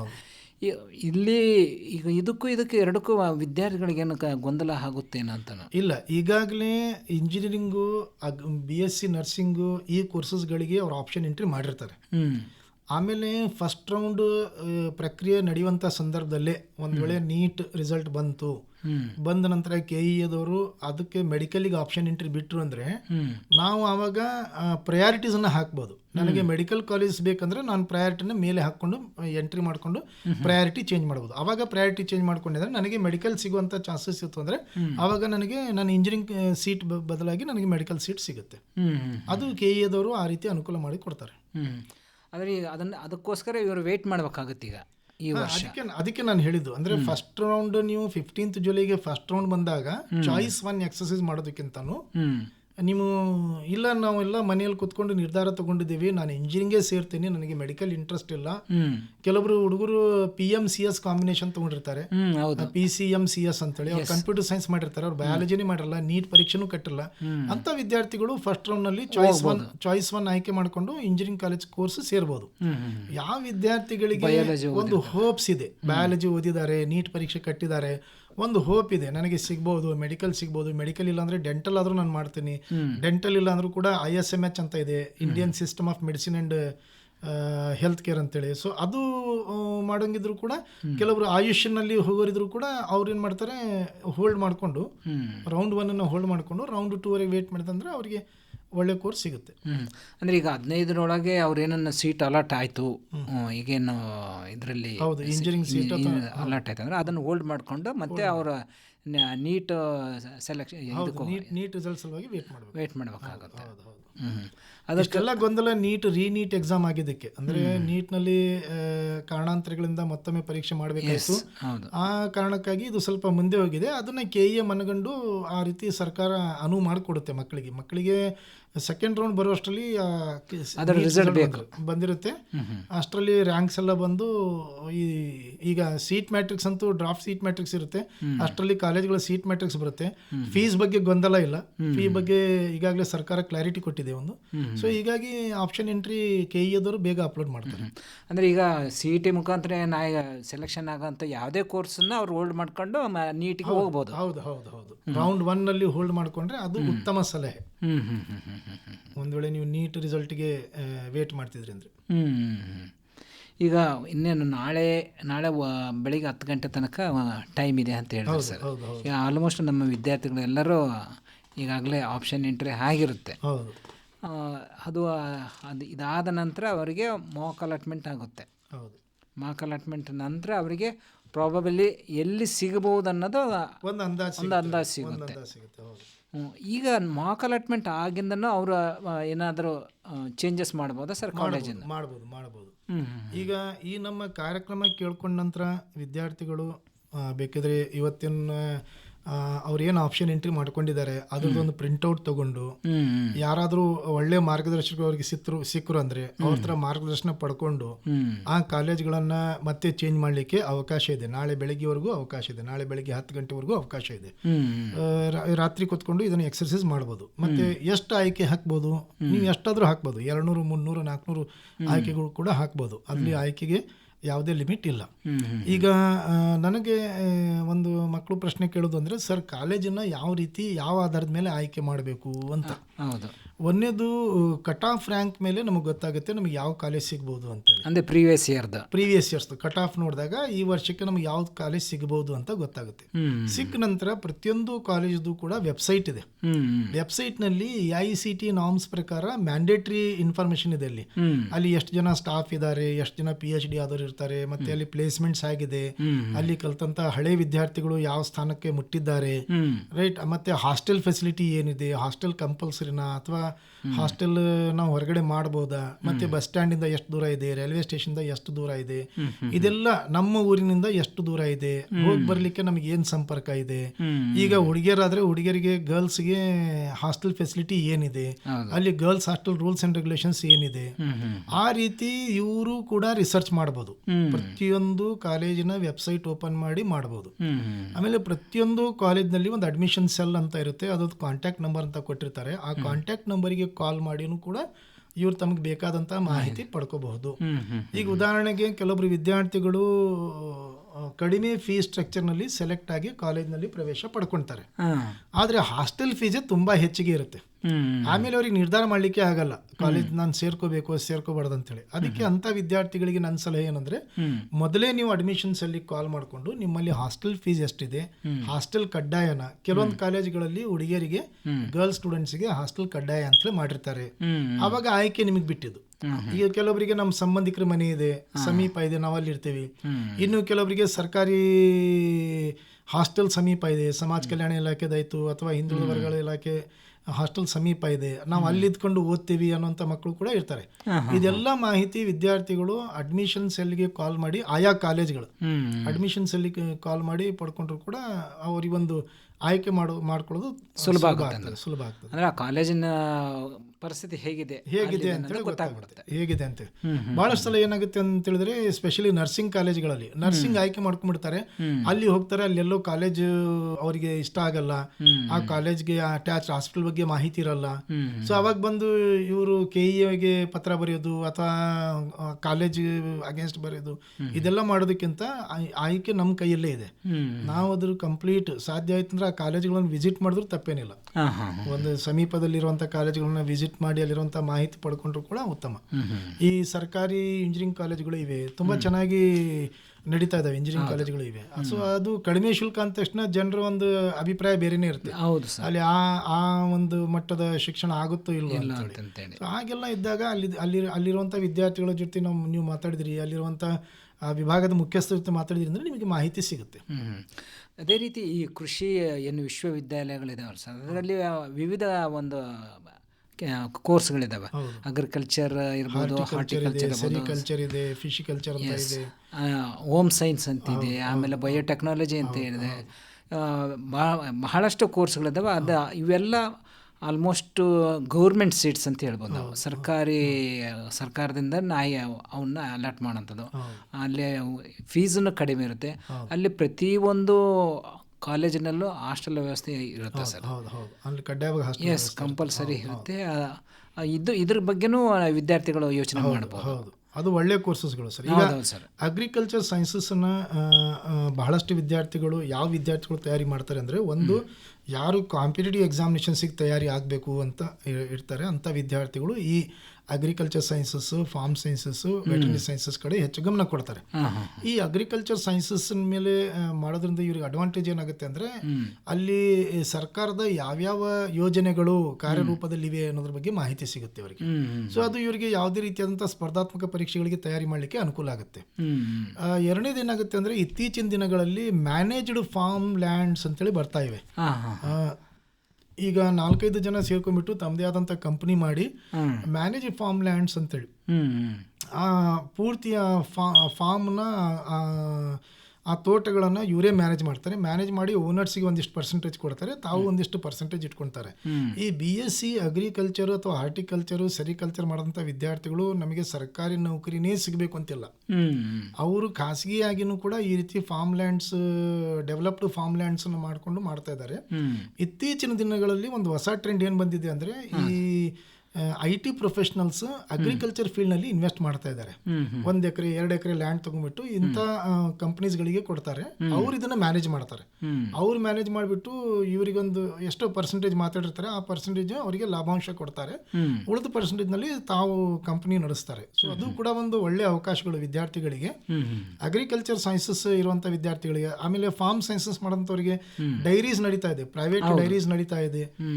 ಹಾಲು ಉತ್ಪಾದನಾ ಘಟಕಗಳು, ತುಪ್ಪ ಇದೆಲ್ಲ ಮಾಡ್ತಾ ಇದ್ದಾರೆ. ಆಮೇಲೆ ಜೇನು ಉತ್ಪಾದನಾ ಘಟಕಗಳು ಬರ್ತಾ ಇದಾವೆ, ಕೋಳಿ ಸಾಕಾಣಿಕೆ ಇವೆಲ್ಲ ಬರ್ತಾ ಇದೆ, ಅನಿಮಲ್ ಹಸ್ಬೆಂಡ್ರಿ ಬರ್ತಾ ಇದೆ, agriculture and allied activities courses ಸಾಕಷ್ಟು ಅವಕಾಶಗಳಿವೆ. ಅದರಲ್ಲೂ ಕೂಡ ಗ್ರಾಮೀಣ ಪ್ರದೇಶದ ವಿದ್ಯಾರ್ಥಿಗಳಿಗೆ ಇದು ಒಳ್ಳೆಯ ಅವಕಾಶ, ಉದ್ಯೋಗಾವಕಾಶಗಳನ್ನು ಕಲ್ಪಿಸ್ಕೊಡ್ತದೆ. ಖಂಡಿತ ಸರ್. ಕೊನೆಯದಾಗಿ ಈಗೇನು ಒಂದು ವಿದ್ಯಾರ್ಥಿಗಳು ಆಲ್ರೆಡಿ ಈ CET ಎಕ್ಸಾಮ್ ಬರೆದಿರೋಂಥವ್ರು ಅವರು ಎಲ್ಲ ರ್ಯಾಂಕಿಂಗ್ ಎಲ್ಲ ಪಡ್ಕೊಂಡಿದ್ದಾರೆ. ಬೇರೆ ಬೇರೆ ಕೋರ್ಸ್ಗಳಿಗೆ ಅವ್ರಿಗೆ ರ್ಯಾಂಕಿಂಗ್ ಎಲ್ಲ ಸಿಕ್ಕಿದೆ.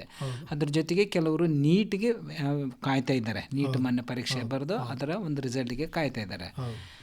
ಈಗ CETನೂ ಬರೆದು ನೀಟನ್ನು ಬರೆದು ಎರಡನ್ನೂ ಆಯ್ಕೆ ಪ್ರಕ್ರಿಯೆಯಲ್ಲಿ ಅವರು ಒಳಗೊಳ್ಬೇಕು. ಅವರು ಎರಡನ್ನೂ ಒಂದು ಸೇರಿಸ್ಕೊಂಡು ತಾನು ಸೀಟ್ ಪಡಿಬೇಕನ್ನೋರು ಯಾವ ರೀತಿ ಮಾಡಬೇಕು? ಅದು ಅವಕಾಶ ಇದೆ ಸರ್ ಅವರಿಗೆ. ಈಗ ಫಸ್ಟ್ ರೌಂಡು 15th ಜುಲೈಗೆ ಆಗುತ್ತೆ. ಆ 15th ಜುಲೈಗೆ ಫಸ್ಟ್ ರೌಂಡ್ ಅನೌನ್ಸ್ ಆದಾಗ, ಆ ಫಸ್ಟ್ ರೌಂಡ್ನಲ್ಲಿ ಅವರಿಗೆ ಚಾಯ್ಸ್ ಎಕ್ಸರ್ಸೈಸ್ ಮಾಡಲಿಕ್ಕೆ ಅಂತೇಳಿ ಸ್ವಲ್ಪ ಟೈಮ್ ಕೊಟ್ಟಿರ್ತಾರೆ. ಆ ಟೈಮ್ನಲ್ಲಿ ಏನಾದರೂ ನೀಟ್ ರಿಸಲ್ಟ್ ಬಂತು ಅಂದರೆ, ನೀಟ್ ರಿಸಲ್ಟ್ ಬಂದ ನಂತರ ಮತ್ತೆ ಮೆಡಿಕಲ್ ಆಪ್ಷನ್ ಎಂಟ್ರಿ ಪ್ರಕ್ರಿಯೆ ಆರಂಭ ಮಾಡಲಿಕ್ಕೆ KEAದವರು ಪ್ರಕ್ರಿಯೆನ ಆರಂಭ ಮಾಡ್ತಾರೆ. ಮತ್ತೆ ಸೀಟ್ ಮ್ಯಾಟ್ರಿಕ್ಸ್ ಅನೌನ್ಸ್ ಮಾಡಿಬಿಟ್ಟು ಆಪ್ಷನ್ ಎಂಟ್ರಿಗೆ ಮತ್ತೆ ವಿಂಡೋ ಓಪನ್ ಮಾಡ್ತಾರೆ. ಆವಾಗ ನೀಟ್ನಲ್ಲಿ ಅತ್ಯುತ್ತಮ ರ್ಯಾಂಕ್ ಬಂದಂಥ ವಿದ್ಯಾರ್ಥಿಗಳು, ಈಗ ಅವ್ರಿಗೆ ಅನಿಸ್ತಿತ್ತು ನನಗೆ ಮೆಡಿಕಲ್ ಸೀಟ್ ಸಿಗುತ್ತೆ ಅಂದರೆ, ಅವರು ಅದನ್ನು ಪ್ರಯಾರಿಟಿ ವೈಸ್ ಮೆಡಿಕಲ್ ಕೋರ್ಸಸ್ನ ಅವರು ಅಲ್ಲಿ ಆ್ಯಡ್ ಮಾಡ್ತಾರೆ, ಆಪ್ಷನ್ ಎಂಟ್ರಲ್ಲಿ ಮತ್ತೆ ಆ್ಯಡ್ ಮಾಡ್ತಾರೆ, ಟಾಪಿಕ್ ತಂದು ಟಾಪ್ ಪ್ರಯಾರಿಟಿ ಹಾಕ್ತಾರೆ. ಈ ಪ್ರಯಾರಿಟಿನ ಚೇಂಜ್ ಮಾಡ್ಬೋದು. ಈಗ ಉದಾಹರಣೆಗೆ ಪ್ರಯಾರಿಟಿ 1 ಇಂಜಿನಿಯರಿಂಗ್ ಕೊಟ್ಟಿದ್ರು ಅಂತ ತಿಳ್ಕೊಡ್ರಿ, ಆ 1 ಇದ್ದದನ್ನ ಅವ್ರು ಚೇಂಜ್ ಮಾಡ್ತಾರೆ. ನನಗೆ ಬೇಡವೇ ಆಗಿತ್ತಂದ್ರೆ ಅದನ್ನ 0 ಮಾಡ್ಬಿಡ್ತಾರೆ. 0 ಮಾಡಿದಾಗ ಅದು ಕಾಲೇಜ್ ಆಟೋಮೆಟಿಕ್ಲಿ ಅಲ್ಲಿಂದ ಹೋಗ್ಬಿಡುತ್ತೆ. ಅವಾಗ ನಾನು ಮೆಡಿಕಲ್ ಯಾವ ಕಾಲೇಜ್ ಅಂತ ಹೇಳ್ತೇನೆ ಅದ್ರದ್ದು 1 ಅಂತ ಹಾಕ್ತೀನಿ ಪ್ರಯಾರಿಟಿ, ಮತ್ತೊಂದು ಮೆಡಿಕಲ್ ಕಾಲೇಜ್ 2, ಮತ್ತೊಂದು ಮೆಡಿಕಲ್ ಕಾಲೇಜ್ 3 ಅಂತ ಹಾಕ್ತೀನಿ. ಈಗಾಗಲೇ 2, 3, 4 ಅಂತ ಹಾಕಿರ್ತಾನಲ್ಲ, ಅದನ್ನ ಬದಲಾವಣೆ ಮಾಡ್ಕೋಬೇಕು ನಾನು. ಅದನ್ನ ನಾನು ಮುಂದೆ 15, 16, 17 ಈ ರೀತಿ, ಅಥವಾ 20, 21 ಈ ರೀತಿ. ಸೊ ನನಗೆ ಒಂದು 20 ಮೆಡಿಕಲ್ ಕಾಲೇಜ್ ಹಾಕಬೇಕು ಅಂದ್ರೆ 20 ಮೆಡಿಕಲ್ ಕಾಲೇಜ್ ಮೇಲೆ ಹಾಕೊಂಡ್ಬಿಟ್ಟು 21ರಿಂದ ನಾನು ಇಂಜಿನಿಯರಿಂಗ್ ಕಾಲೇಜನ್ನ ಹಾಕೋಬಹುದು. ಆ ರೀತಿ ಹಾಕೊಂಡಾಗ ನನಗೆ ಮೆಡಿಕಲ್ ಕಾಲೇಜ್, ನನ್ನ ರ್ಯಾಂಕಿಗೆ ಮೆಡಿಕಲ್ ಕಾಲೇಜ್ಗಳು ಸಿಗ್ಬಹುದು. ಅದು ಸಿಗದೇ ಇದ್ದಂಥ ಪಕ್ಷದಲ್ಲಿ ಇಂಜಿನಿಯರಿಂಗ್ ಕಾಲೇಜ್ ಅಂತೂ ನೆಕ್ಸ್ಟ್ ಪ್ರಿಫರೆನ್ಸ್ನಲ್ಲಿ ನನಗೆ ಸಿಗುತ್ತೆ. ಈಗ ತಾವು ಏನು ಹೇಳ್ತಾರೆ 0 ಮಾಡ್ಬೋದು ಒಂದು ಕಾಲೇಜ್, ಅದು 0 ಮಾಡೋ ಬದಲು ನೆಕ್ಸ್ಟ್ ಆಪ್ಷನ್ಗೆ ತೊಗೊಂಡು ಆಪ್ಷನ್ ಮಾಡಬಹುದು. ನೆಕ್ಸ್ಟ್ ಆಪ್ಷನ್ ಈಗ ಒಂದು 5 ನಾನು ಮೆಡಿಕಲ್ ಕಾಲೇಜ್ಗೆ ಎಂಟ್ರಿ ಮಾಡಿದೆ, ಒಂದು 5 ನಂತರ ನಾವು ಇಂಜಿನಿಯರಿಂಗ್, ನನಗೆ ಯಾವ್ದು 6ನೇ ಸಂಖ್ಯೆ ನಾನು ಇಂಜಿನಿಯರಿಂಗ್ ಕಾಲೇಜ್ ಹಾಕ್ಬೋದು. ಅವಾಗ ಎರಡಕ್ಕೂ ಅವನಿಗೆ ಅವಕಾಶ ಇರುತ್ತೆ ಆ ವಿದ್ಯಾರ್ಥಿಗಳಿಗೆ. ಬಟ್ ಆಯ್ಕೆ ಮಾಡ್ಕೊಳ್ಳೋದು ಒಂದೇ ಸೀಟ್. ಅವನು ಸೀಟ್ ಮಾತ್ರ ಒಂದೇ, ಐದರ್ ಮೆಡಿಕಲ್ ಆರ್ ಇಂಜಿನಿಯರಿಂಗ್. ಬಟ್ ಅವನಿಗೆ ಮೆಡಿಕಲ್ ಇಷ್ಟ ಇತ್ತಂದರೆ ಟಾಪ್ನಲ್ಲಿ ಅವನಿಗೆ ಸಿಕ್ತು ಅಂದರೆ ಓಕೆ, ಅವ್ನಿಗೆ ಸಿಗಲಿಲ್ಲ ಅಂದರೆ ಆಟೋಮೆಟಿಕ್ ಇಂಜಿನಿಯರಿಂಗ್ ಅವಕಾಶ ಸಿಗುತ್ತೆ. ತುಂಬ ಧನ್ಯವಾದ ಸರ್. ಸಾಕಷ್ಟು ಮಾಹಿತಿಯನ್ನು ನಮ್ಮ ಕೇಳುಗರಿಗೆ ತಿಳಿಸ್ಕೊಟ್ರಿ. ಸಿ ಇ ಟಿ ಏನು ಕೆ ಇ ಮುಖಾಂತರ ಏನು ವೃತ್ತಿಪರ ಕೋರ್ಸ್ಗಳಿಗೆ ಮತ್ತು ಕಾಲೇಜ್ಗೆ ಹೇಗೆ ಆಯ್ಕೆ ನಡೀತಾ ಇದೆ, ಯಾವ ರೀತಿ ಸೀಟ್ ಸೆಲೆಕ್ಷನ್ ಮಾಡ್ಕೋಬೇಕು, ಮತ್ತು ಒಂದು ಕೋರ್ಸ್ ಸೆಲೆಕ್ಷನ್ ಯಾವ ರೀತಿ ಮಾಡ್ಕೋಬೇಕು, ಎಷ್ಟೆಲ್ಲ ಅವಕಾಶಗಳು ಇದ್ದಾವೆ ಅನ್ನೋದ್ರ ಬಗ್ಗೆ ಬಹಳ ವಿವರವಾಗಿ ಮಾಹಿತಿಯನ್ನು ಮಾಡಿಕೊಟ್ರಿ. ಇನ್ನೂ ಇದ್ರ ಬಗ್ಗೆ ಏನಾದರೂ ನಮಗೆ ನಮ್ಮ ವಿದ್ಯಾರ್ಥಿಗಳಿಗೆ ಏನಾದರೂ ಮುಂದೆ ಅಂದರೆ ನೀಟ್ ಪರೀಕ್ಷೆ ಆದಮೇಲೆ ನಮಗೇನಾದರೂ ಇದು ಇನ್ನೊಂದು ಒಂದು ಕಾರ್ಯಕ್ರಮ ಮಾಡಬೇಕಂತ ಅನಿಸಿದ್ರೆ ನಾವು ಖಂಡಿತವಾಗಿ ಇನ್ನೊಂದು ಕಾರ್ಯಕ್ರಮನ ಮಾಡೋಣ ಸರ್. ವಿದ್ಯಾರ್ಥಿಗಳಿಗೆ ಸಂಪೂರ್ಣ ಮಾಹಿತಿಯನ್ನು ಕೊಡೋಣಂತೆ. ಕಾರ್ಯಕ್ರಮದಲ್ಲಿ ಭಾಗವಹಿಸಿದ್ದಕ್ಕೆ ನಮ್ಮ ಆಕಾಶವಾಣಿ ಪರವಾಗಿ ತಮಗೆ ಧನ್ಯವಾದಗಳು ಸರ್. ನಮಸ್ಕಾರ. ಆಕಾಶವಾಣಿ ಕಲಬುರಗಿಗೂ ಕೂಡ ಧನ್ಯವಾದಗಳು. ಇದುವರೆಗೆ ಕಲ್ಯಾಣವಾಣಿ ನೇರ ಫೋನ್ ಇನ್ ಕಾರ್ಯಕ್ರಮದಲ್ಲಿ ಕೆಎ ಬೆಂಗಳೂರು ಮೂಲಕ ವೃತ್ತಿಪರ ಕೋರ್ಸ್ಗಳ ಆಯ್ಕೆ ಮತ್ತು ಕಾಲೇಜು ಆಯ್ಕೆ ಪ್ರಕ್ರಿಯೆ ಬಗ್ಗೆ ಮಾಹಿತಿ ಕೇಳಿದಿರಿ. ಭಾಗವಹಿಸಿದವರು ನೀಟ್ ಮತ್ತು ಕೆಸಿಇಟಿ ಪರೀಕ್ಷೆಯ ರಾಜ್ಯ ಸಂಪನ್ಮೂಲ ವ್ಯಕ್ತಿಗಳು ಮತ್ತು ಕಲಬುರಗಿಯ ಸರಕಾರಿ ಮಹಿಳಾ ಪದವಿ ಪೂರ್ವ ಕಾಲೇಜಿನ ಉಪನ್ಯಾಸಕರಾದ ಜಡೆನ್ ಜಹಗೀರ್ದಾರ್. ಕಾರ್ಯಕ್ರಮದ ಪ್ರಸ್ತುತಿ ಬಿ ಸಿದ್ದಣ್ಣ, ನೆರವು ತಪಿತಾ ಎಸ್ ತಳೋಳಿ, ತಾಂತ್ರಿಕ ನೆರವು ಉಷಾರಾಣಿ ಹಾಗೂ ಜಿವಿ ಕುಲಕರ್ಣಿ. ಕಲ್ಯಾಣವಾಣಿ ಪ್ರಸಾರವಾಯಿತು.